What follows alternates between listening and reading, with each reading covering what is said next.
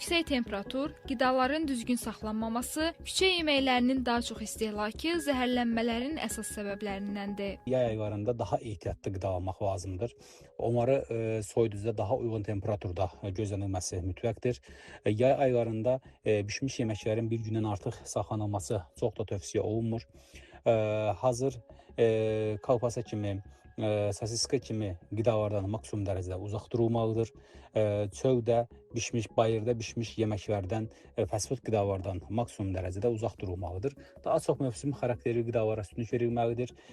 İsti, yeni bişmiş yeməklər yeyirlərsə daha məqsədə uyğundur. Xüsusən də insanların dəniz kənarına gedərkən, çimərliklərə gedərkən özləri ilə bişmiş yeməklərin bişirib yemək aparmalarını müşahidə edirik ki, bu da əlbəttə ki, artıq yolda keçirilən zaman, dəniz kənarında olduğu zaman da nəzərə alarsak, burada bir neçə saat ərzində artıq bu qidaların zəhərlənmə yarada biləcəyini unutmamaq lazımdır.